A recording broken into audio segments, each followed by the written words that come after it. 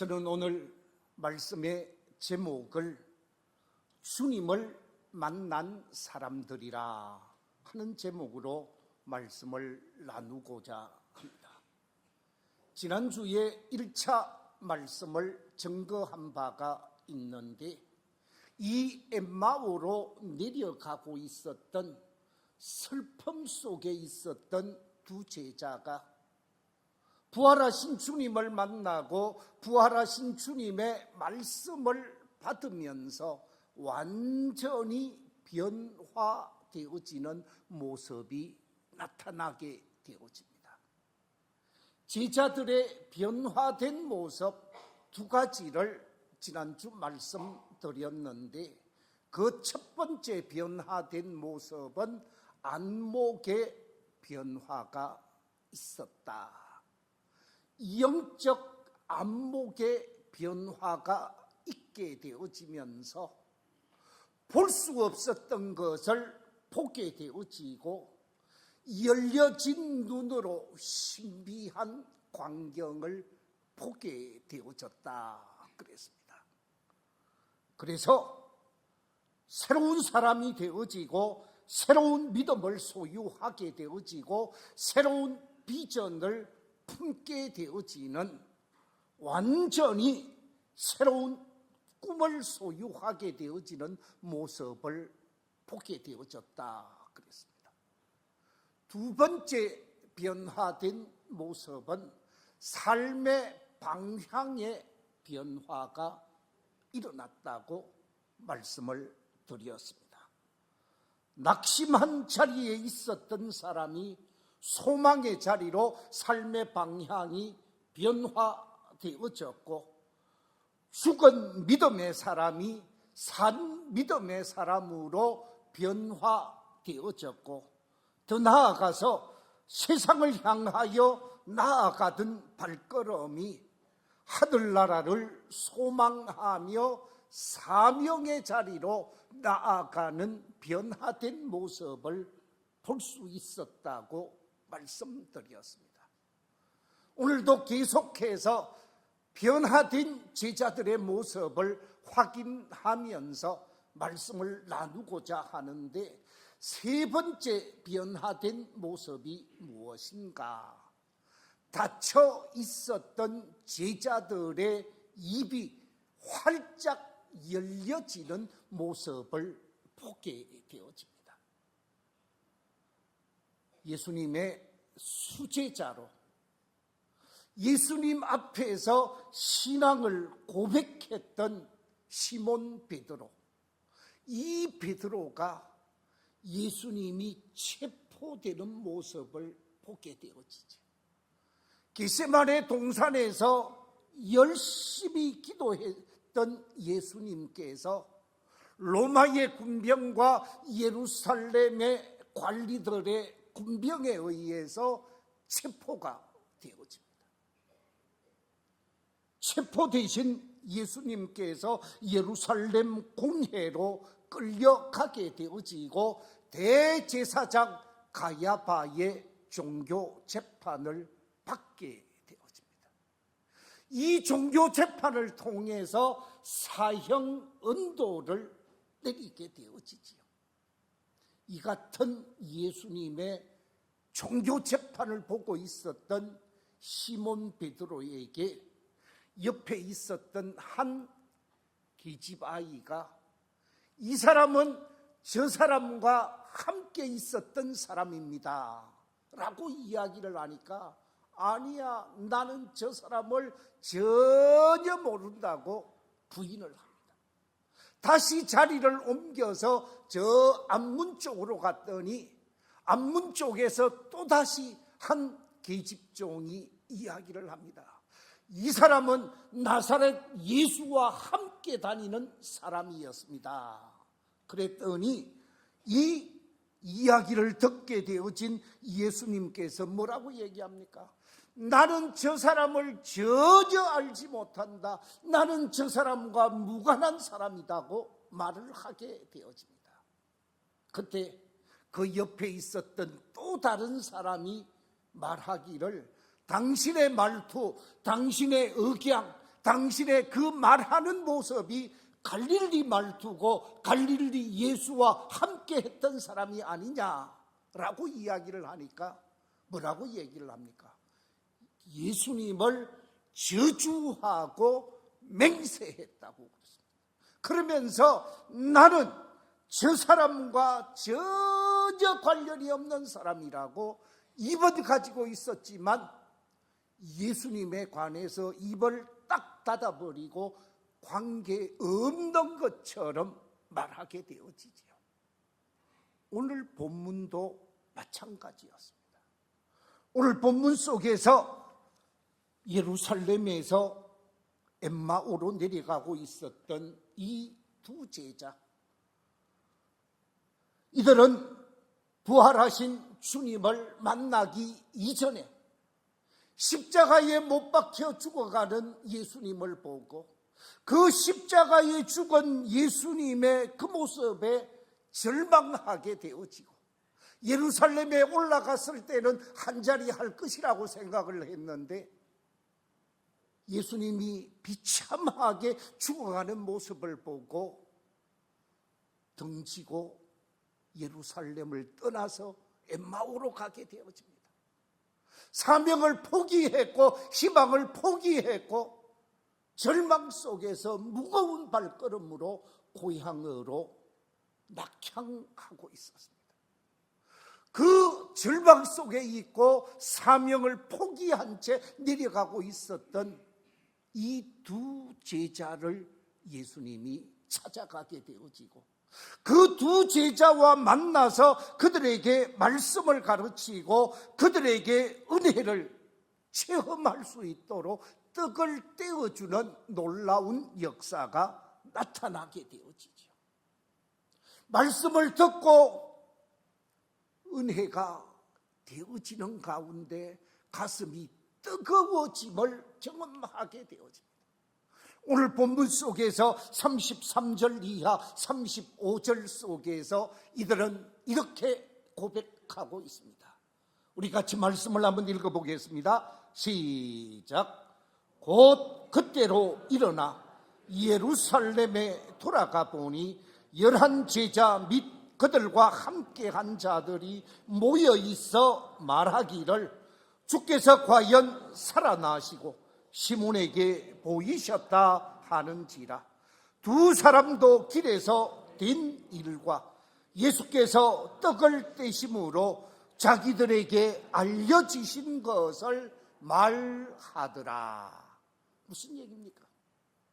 엠마오로 내려가고 있을 때 부활하신 예수님께서 찾아오셨고 찾아오신 부활하신 예수님께서 모세의 말씀을 가르쳐 주셨고 선지자들의 말씀을 가르쳐 주셨고 가르쳐 주신 그 말씀을 받으면서 가슴이 뜨거워지게 되어졌고 집안에 들어가서 떡을 떼는 순간 우리의 눈이 밝아지게 되어지고 부활하신 예수님을 만나게 되어지면서 살아계신 예수님, 부활하신 예수님을 다시 만나게 되어졌노라고 입을 열어 증거하는, 없던 입을 다시 열어서 부활의 주님을 증거하는 놀라운 변화가 일어났다라는 말씀입니다.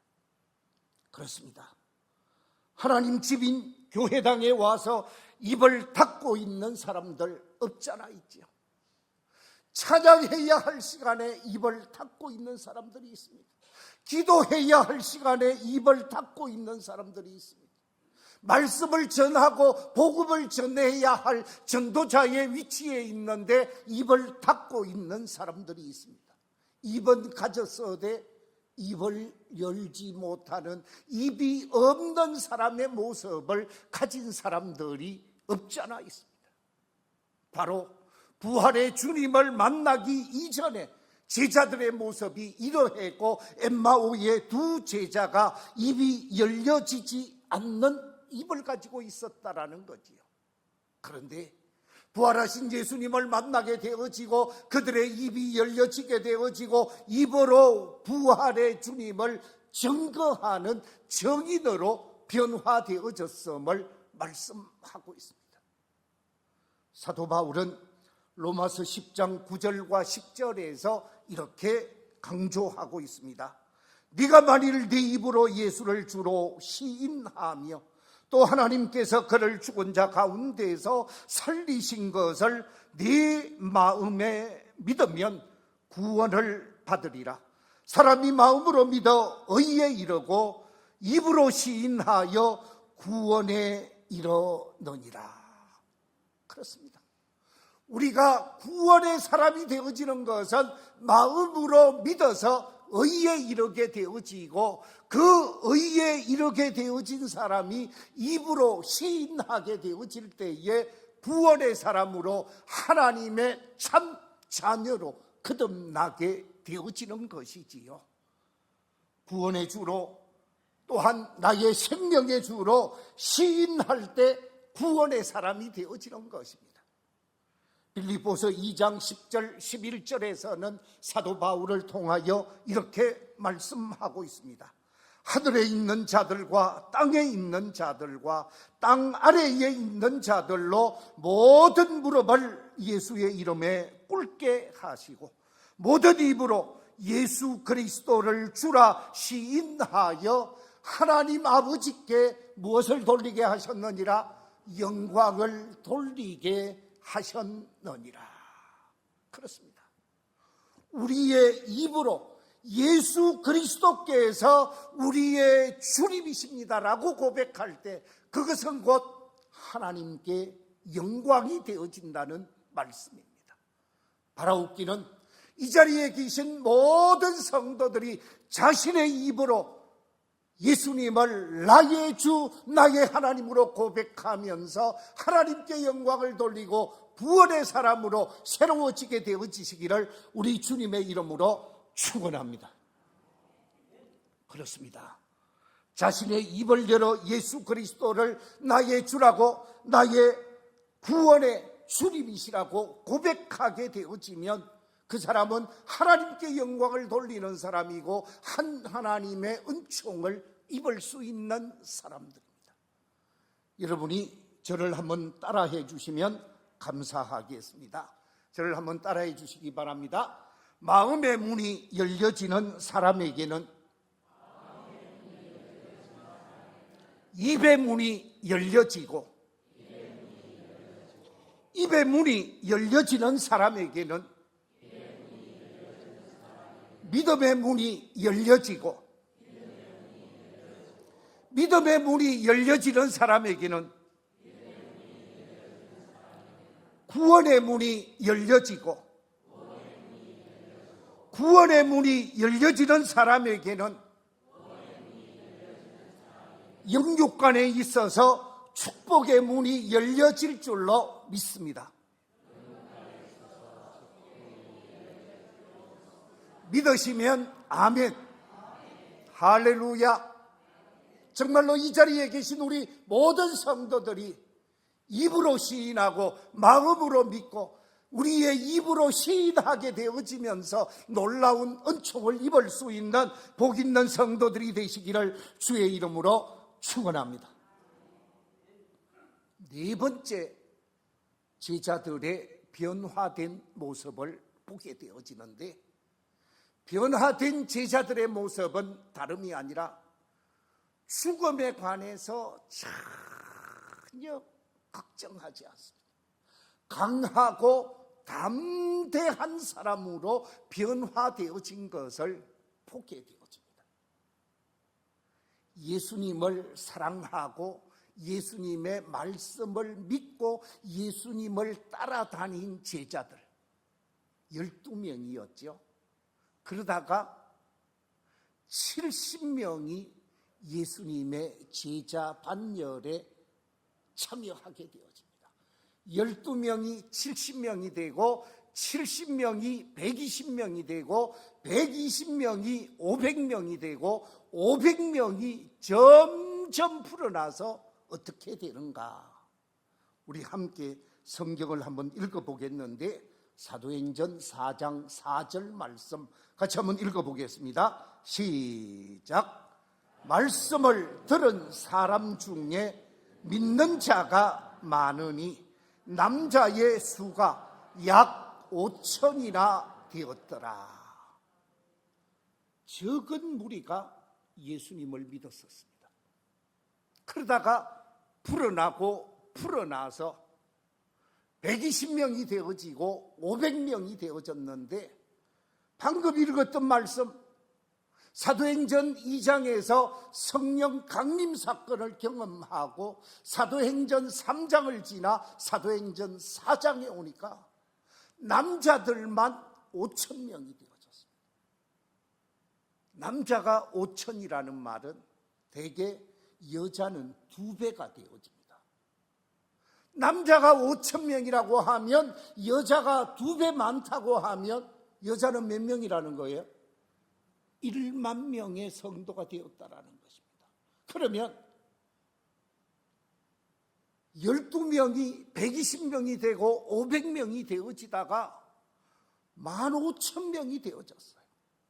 15,000명의 놀라운 신도의 수가 불어나니까 유대교 종교 지도자들이 긴장할 수밖에 없었습니다.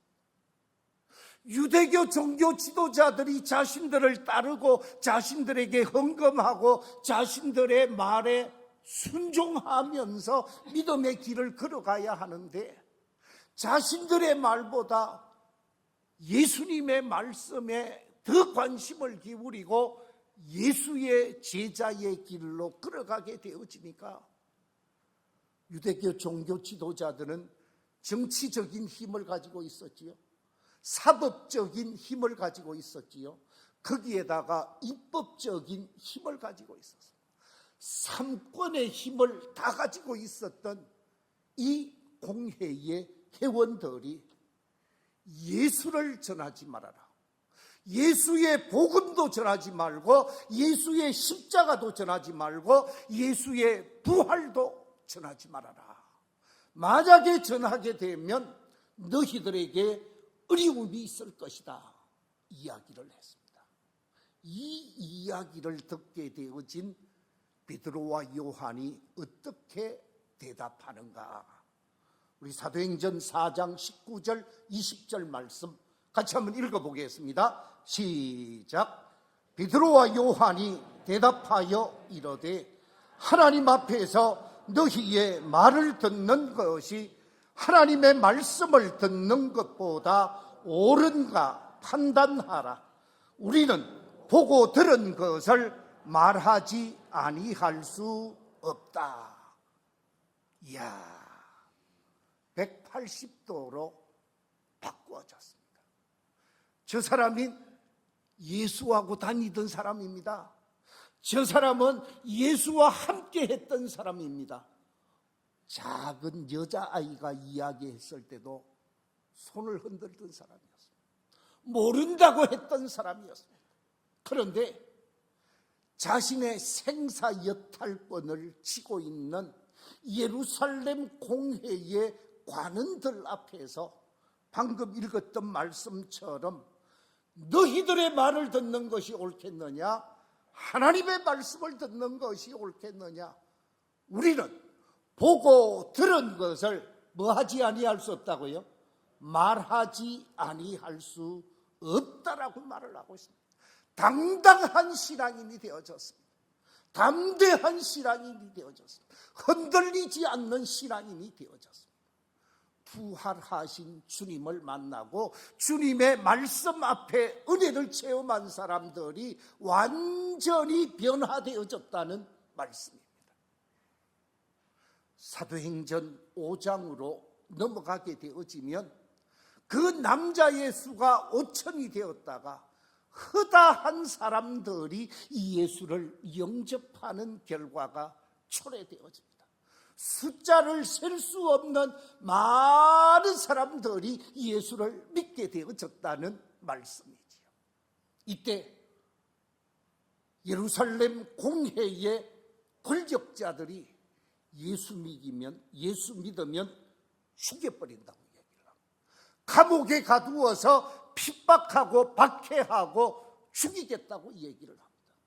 이 얘기를 듣고 베드로를 비롯한 12 사도들이 뭐라고 응답을 하는가? 우리 사도행전 5장의 말씀을 같이 한번 읽어보겠습니다. 29절 이하의 말씀 시작. 베드로와 사도들이 대답하여 이르되 사람보다 하나님께 순종하는 것이 마땅하니라. 너희가 나무에 달아 죽인 예수를 우리 조상의 하나님이 살리시고 이스라엘에게 회개함과 제사함을 주시려고 그를 오른손으로 높이사 임금과 구주로 삼으셨느니라. 우리는 이 일의 증인이요 하나님이 자기에게 순종하는 사람들에게 주신 성령도 그러하니라. 이야, 여러분 한번 생각해 보십시오. 종교 지도자들입니다. 생사여탈권을 가지고 있는 사람입니다.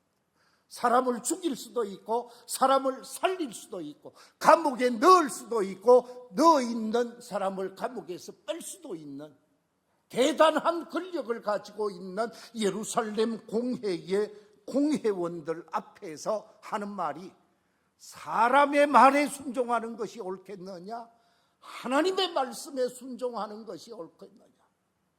우리는 십자가 부활의 정인이요, 우리는 주님의 복음의 정인이라고, 우리는 말하지 아니할 수 없다고 말하면서 우리는 이 일에 뭐라고요? 정인입니다. 정인으로서 말할 수밖에 없습니다라고 말하고 있습니다. 그렇습니다. 강하고 담대한 신앙인이 되어져서 변화된 모습을 세상 앞에 드러내는 대장부 신앙인의 모습을 보게 되어집니다.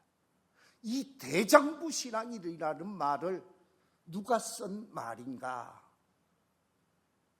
이스라엘의 2대 왕 다윗 왕이 사용했던 말입니다. 자신이 마지막 죽기 직전에 자신의 대를 이어서 이스라엘 왕으로 사명을 감당해야 하는 사람이 바로 솔로몬이었습니다.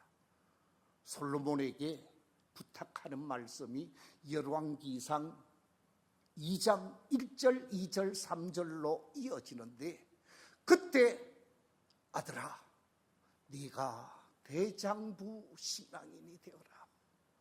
네가 대장부 신앙인이 되어지면 하나님이 너의 왕위를 책임져 줄 것이고 너의 가정을 책임져 줄 것이고 너의 나라를 책임져 줄 것인즉 대장부 신앙인이 되어라 라는 의미로 말씀을 주고 있습니다. 이 대장부 신앙인이 어떤 신앙인입니까? 이 대장부 신앙인이라는 말은 위기가 찾아오고 어려움이 찾아오고 환난이 찾아왔을 때 전혀 흔들리지 않는 신앙인을 대장부 신앙인이라고 합니다. 진리의 말씀이 있고 걸어가야 할 길이 있고 의가 보일 때 그 옳은 길, 진리의 길, 생명의 길을 걸어감에 있어서 전혀 흔들리지 아니하고 생명을 내어줄지언정 비겁한 행동을 하지 않는 사람을 대장부 신앙인이라고 말합니다. 그 어떤 위기, 그 어떤 어려움 속에서도 당당하게 자신을 드러내고 자신을 나타내며 신앙적 삶을 살아가는 사람, 그 사람이 대장부 신앙인이죠. 여기서 대장부 신앙인으로 멋지게 인생을 펼쳐갔던 한 청년을 소개하겠습니다. 그는 다름 아니라 짐 엘리어트라는 사람입니다.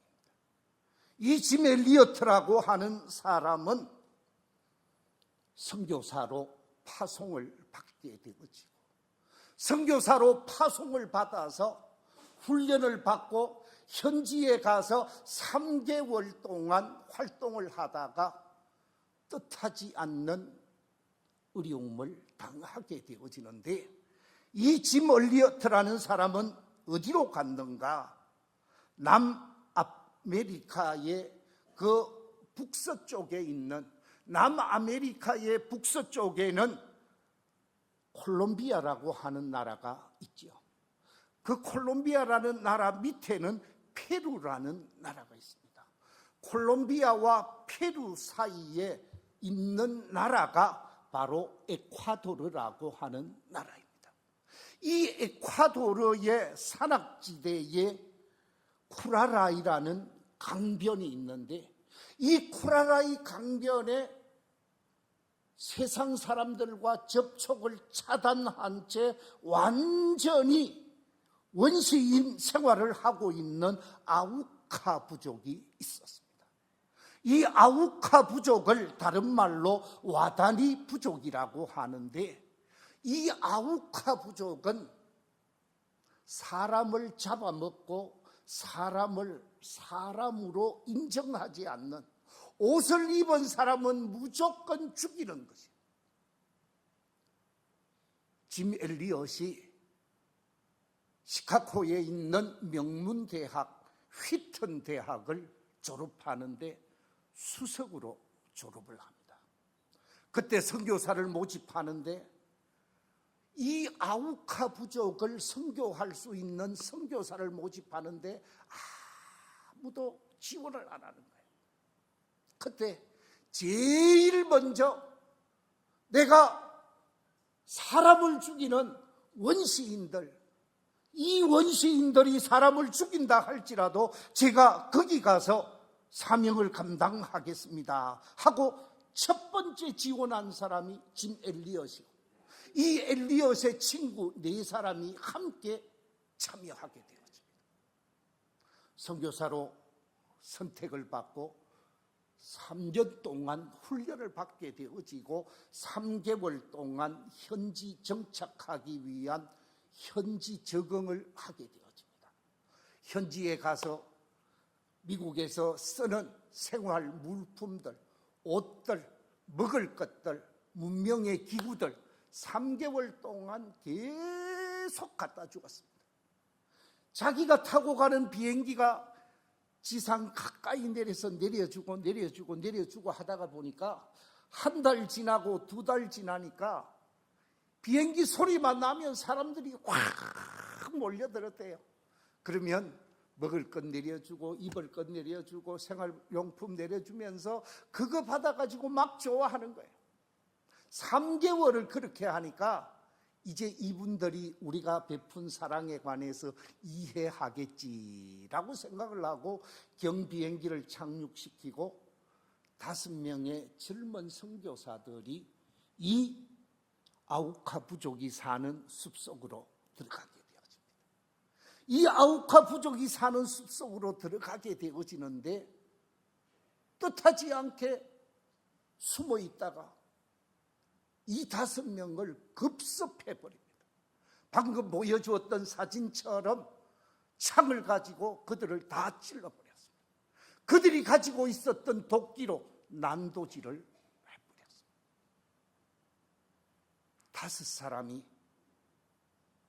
5사람이 하루아침에 창에 찔리고 도끼에 맞아서 세상을 떠나게 되었습니다.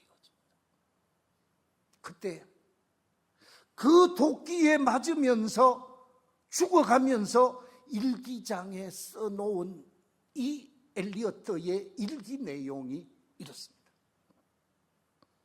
나의 사명은 이 세상에 하나님의 발자국을 남기는 것이다. 결코 놓쳐서는 안 되는 일, 그것을 위하여 결국 끝까지 붙들고 있을 수 없는 그것들을 버리는 사람, 그 사람은 결코 어리석은 사람이 아니다 하는 일기를 쓰고 세상을 떠나게 되어집니다. 이 짐 엘리엇이 남긴 시가 있는데 이 시를 마지막 결론으로 말씀을 맺고자 하는데, 부활의 주님을 만난 사람은 4가지의 변화가 일어났다고 그랬지요. 그 첫째 변화가 뭐라고 그랬습니까? 영적 안목의 변화가 일어났다 그랬습니다. 2번째 변화가 뭐라고 그랬습니까? 삶의 방향의 변화가 일어났다 그랬습니다. 세 번째 변화가 무엇입니까? 입이 열리는 변화가 일어났다 그랬습니다. 네 번째 변화는 강하고 담대한 사람으로 변화되어졌다 그랬습니다. 엘리엇이 남긴 그의 시 소개하겠습니다.